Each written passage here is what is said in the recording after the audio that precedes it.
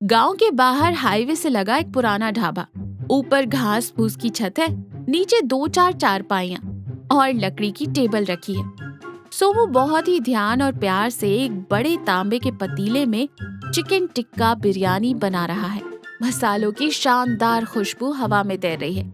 Gita counter पर बैठी गल्ले में रखे 5-10 रुपए के सिक्के गिन रही है।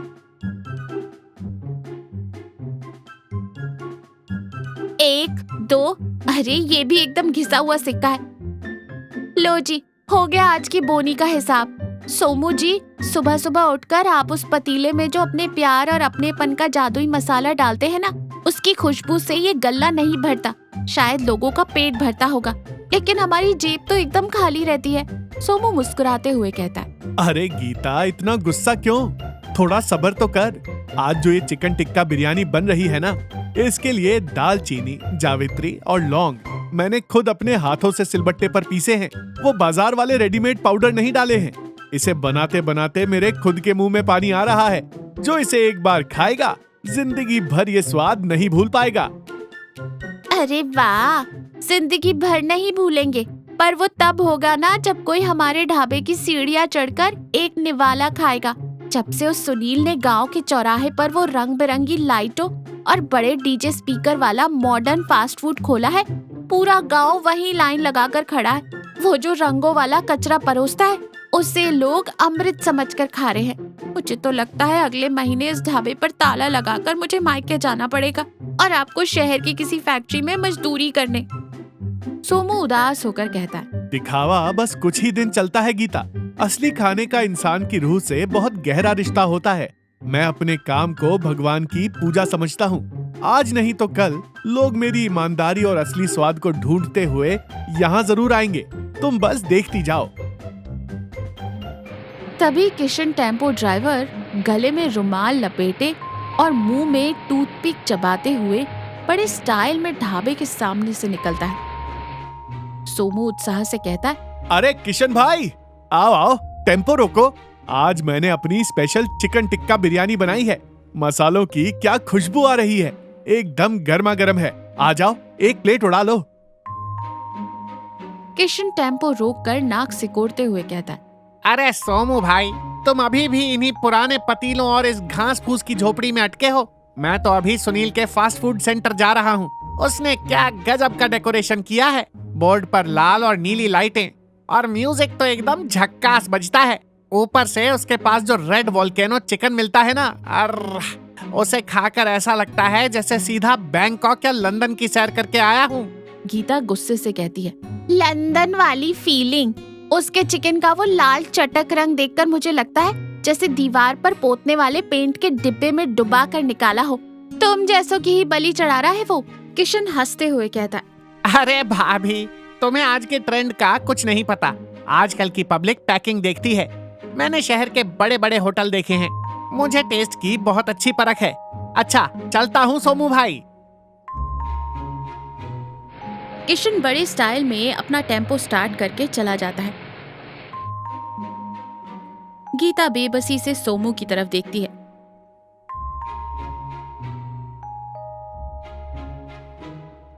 गांव का चौराहा, एक बहुत ही भड़कीला स्टॉल जिस पर बड़े बड़े अक्षरों में सुपर फास्ट फूड लिखा है। दिन के उजाले में भी, और जहां दिन के उजाले में भी फालतू की लाइटें जल रही हैं। बड़े स्पीकर्स पर बहुत तेज शोर वाला गाना बज रहा है। सुनील नकली लेदर की जैकेट पहने, बालों में जेल लगाकर और हाथ में एक बड़ी सी घड़ी बांधे बड़े घमंड में खड़ा है। ग्राहकों के लिए एक बड़ा पंखा लगा है।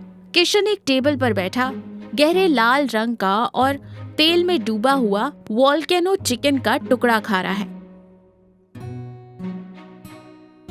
क्यों किशन बाबू, है ना एकदम रापचिक?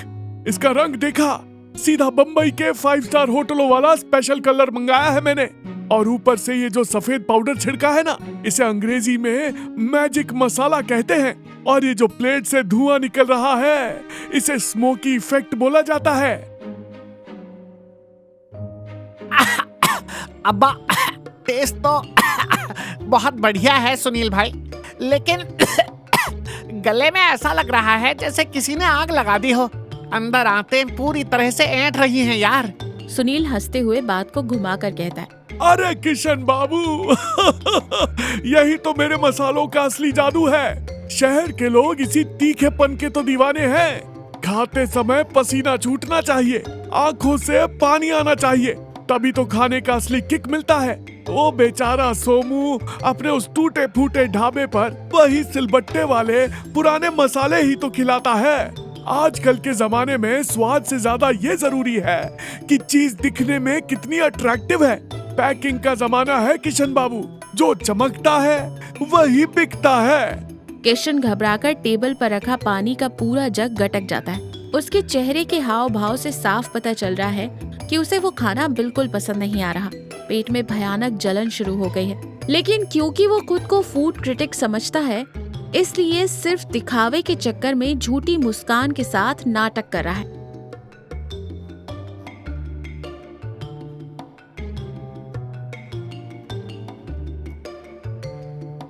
सोमू का ढाबा।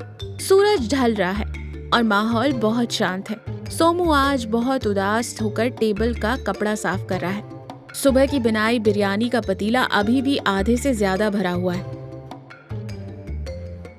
तभी गीता उसके पास आकर बैठती है। आज उसके चेहरे पर भी वो पहले वाला गुस्सा नहीं है, बल्कि अपने पति की मेहनत को बर्बाद होता देख हमदर्दी है। वो कहती है, रहने दीजिए सोमू जी, कल से इतनी मेहनत करके बिरयानी बनाना बंद कीजिए। वैसे भी अब हमारे पास अच्छे मसाले खरीदने के पैसे नहीं बचे। हम बस सादी दाल रोटी बनाकर बेच लेंगे, दिहाड़ी मजदूरी तो खा ही लेंगे। आप इतनी लगन से खाना बनाते हैं और कोई खाने ही नहीं आता। मुझसे आपकी ये मायूसी अब और नहीं देखी जाती। सोमू एक गहरी सांस लेते हुए कहता है, गीता, तकलीफ मुझे इस बात की नहीं है कि मेरी बिरयानी नहीं बिकी। मेरा दिल इस बात से दुखता है कि लोग उस लाल रंग और शरीर को सड़ाने वाले केमिकल को असली खाना समझकर धोखा खा रहे हैं। क्या सच में लोगों को बेवकूफ बनाने वाला ये दिखावा मेरी ईमानदारी और मेहनत से जीत गया है? मुझे तो अब अपने ही हाथ के स्वाद पर शक होने लगा है गीता। तभी किशन अपना टेम्पो बाहर पार्क करता है और दौड़ते हुए ढाबे में घुसता है। उसने अपने पेट को दोनों हाथों से कसकर पकड़ा हुआ है और दर्द से करहा रहा है। उसका चेहरा पीला पड़ चुका है और वो पसीने से लथपथ है। वो कहता है, ओह ओह हे भगवान, मैं तो मर गया। सोमू भाई, गीता भाभी, एक गिलास गर्म पानी मिलेगा क्या? थोड़ा सा अजवाइन हो तो दे दो, मेरी तो जान निकल रही है। गीता पहले थोड़ा घबराती है, लेकिन फिर ताना मारते हुए कहती है, क्या हुआ किशन भाई? आज वो 5 स्टार वाला स्मोकी इफेक्ट वाला रेड वोल्केनो चिकन नहीं खाया? क्या हुआ? तुम्हारे पेट में वो वोल्केनो फट गया क्या? या अंदर बॉम्बे की लाइटें जलने लगी? बड़े बैंकॉक वाली फीलिंग ले रहे थे ना? किशन कुर्सी पर बेजान सा गिर जाता है। अरे गीता भाभी, हाथ जोड़ता हूँ, अब ताने मत मारो। मेरी हालत देखकर भी तुम्हें तरस नहीं आ रहा? 2 दिन से उस सुनील के ढाबे का वो रंग वाला कचरा और मैजिक पाउडर खा खाकर मेरे पेट में जैसे भूचाल आ गया है। अभी अस्पताल गया था, डॉक्टर ने बहुत बुरी तरह डांटा है। कहा है कि आंतों में भयंकर छाले पड़ गए हैं। अगर एक भी उल्टी सीधी चीज खाई तो सीधा अस्पताल में एडमिट करके पेट का ऑपरेशन करना पड़ेगा। मेरी तो जिंदगी बर्बाद हो गई भाभी। सोमू एकदम से खड़ा होता है और गीता को टोकता है। गीता, बेचारा इतनी तकलीफ में है, ये ताने देने का वक्त नहीं है। उसकी हालत तो देखो। सोमू अंदर जाता है और फटाफट एक चिकन टिक्का बिरयानी लेकर आता है और साथ में पेट को ठंडक देने वाला सादा दही का रायता लेकर आता है। किशन प्लेट को देखकर डरकर पीछे हटता है। अरे सोमू भाई, नहीं नहीं, डॉक्टर ने मुझे मसाले और मिर्च खाने से बिल्कुल मना किया है। मैं ये बिरयानी खाऊंगा तो पक्का मर जाऊंगा। सोमू मुस्कुराते हुए बहुत प्यार से किशन के कंधे पर हाथ रखकर कहता है, तुम बिल्कुल मत डरो किशन भाई, आंखें बंद करो और बस एक चम्मच खाकर तो देखो। मेरी इस बिरयानी में बाजार का कोई रंग, कोई मैजिक पाउडर या पेट को जलाने वाला कोई केमिकल नहीं है। इसे मैंने घर के शुद्ध और ताजे पिसे मसालों से लकड़ी की आंच पर पूरे 6 घंटे बहुत प्यार से पकाया है। ये तुम्हारे पेट की आग को शांत करेगी और तुम्हारी रूह को सुकून देगी। मुझ पर एक बार भरोसा करो। किशन झिझकते हुए और कांपते हाथों से एक चम्मच मुंह में रखता है और जैसे ही चबाता है, उसके चेहरे के भाव एकदम से बदल जाते हैं। सारा डर गायब हो जाता है और उसके चेहरे पर एक अजीब सा सुकून आ जाता है। और वो आंखें बंद कर लेता है और आंखों में आंसू लिए कहता है, अरे सोमू भाई, ये क्या है? ये कोई बिरयानी नहीं, ये तो अमृत है। मुझे एकदम से ऐसा लग रहा है जैसे किसी त्योहार के दिन मेरी माँ ने मेरे लिए चूल्हे पर अपने हाथों से खाना बनाया हो। कोई जलन नहीं, कोई तीखापन नहीं, गले से एकदम मक्खन की तरह नीचे उतर रहा है। बहुत ही हल्का और एकदम खुशबूदार। मुझे अब समझ आ रहा है सोमू भाई कि दिखावे के चक्कर में मैंने कितनी बड़ी गलती की थी। किशन रोते हुए और बड़ी ही तेजी से कुछ ही पलों में पूरी प्लेट साफ कर देता है। सोमू का ढाबा। रात के 10 बज चुके हैं। चारों तरफ सन्नाटा है। सोमू और गीता ढाबे के बोर्ड की बत्ती बुझाकर चारपाई अंदर करते हुए ढाबा बंद करने की तैयारी कर रहे हैं। तभी अंधेरे में धीरे धीरे चलते हुए सुनील वहां आता है। सुनील ने आज अपनी वो नकली जैकेट नहीं पहनी है। उसके बाल भी बिखरे हुए हैं। उसका चेहरा बहुत उतरा है और वो शर्म से सर झुकाए कहता है, सोमू भाई, इतनी जल्दी ढाबा बढ़ा रहे हो? सोमू हैरानी से देखते हुए कहता है, हाँ सुनील भाई, बस बढ़ा रहे हैं। आओ बैठो। पर तुम यहाँ इस वक्त कैसे?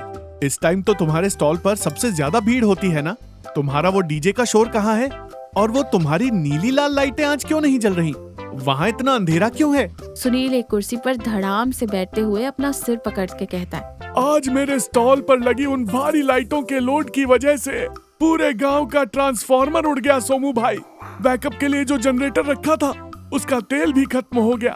जैसे ही लाइटें बुझी, एक भी ग्राहक मेरी दुकान पर नहीं रुका। सब अंधेरा देखकर मुंह मोड़कर आगे बढ़ गए। उस अंधेरे में मेरे खाने का वो लाल रंग किसी को नजर ही नहीं आया।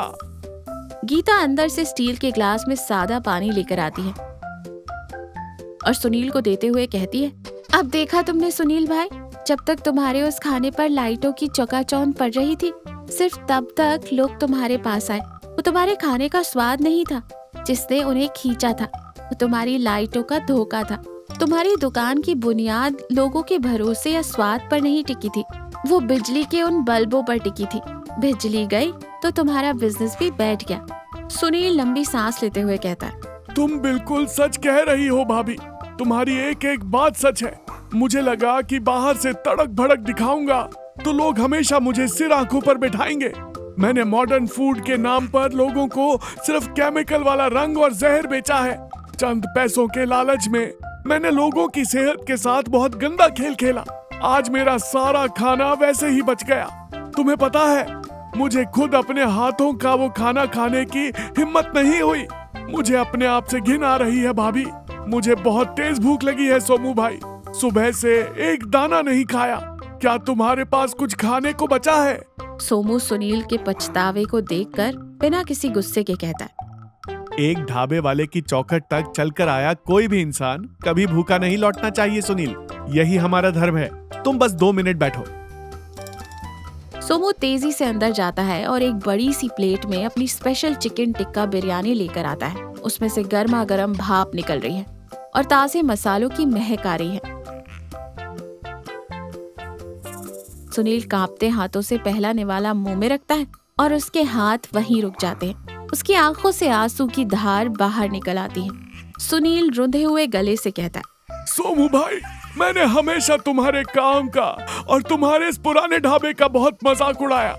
मैंने सोचा तुम किसी काम के नहीं हो, लेकिन अगर सच कहूँ ना तो तुम्हारे स्वाद के सामने मेरे वो सारे स्मोकी इफेक्ट, वो विदेशी मसाले और मेरी वो महंगी लाइटें सिर्फ एक कूड़े के ढेर जैसी हैं। तुमने सच में कभी अपने काम से बेईमानी नहीं की। तुमने बहुत ही साफ, पवित्र और लाजवाब खाना बनाया है। तुम्हारे हाथों में सच में जादू है सोमू। सुनील भाई, इंसान अच्छे कपड़े पहनकर और झूठ बोलकर कुछ दिन दिखावा कर सकता है, लेकिन खाना भगवान का रूप होता है। अन्न के साथ कभी भी दिखावा या बेईमानी नहीं करनी चाहिए। यही खाना इंसान के शरीर में जाकर खून बनाता है। अगर हम उसमें रंग और केमिकल मिलाकर उसे जहरीला कर देंगे तो हम इंसानियत के साथ गद्दारी करेंगे और उस पाप की सजा हमें जरूर मिलती है। मुझे माफ कर दो सोमू भाई। इतने दिन मेरे अहंकार ने मेरी आंख पर पट्टी बांध रखी थी। मेरी तुमसे एक गुजारिश है, क्या तुम मुझे सिखाओगे कि असली मसाले कैसे पीसे जाते हैं? और इतनी शिद्दत और प्यार से खाना कैसे बनाया जाता है। मैं अपनी गलती सुधारना चाहता हूँ।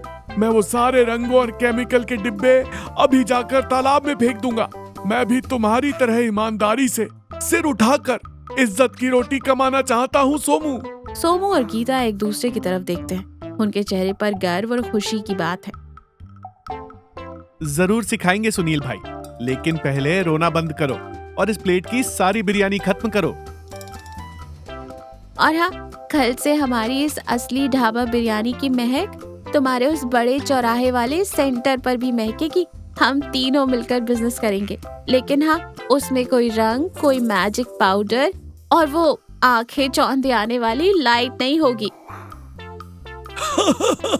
मंजूर है भाभी, मुझे 100% मंजूर है। कल से वहाँ कोई फालतू लाइटें नहीं जलेंगी। पूरे चौराहे पर सिर्फ इस असली स्वाद की खुशबू फैलेगी।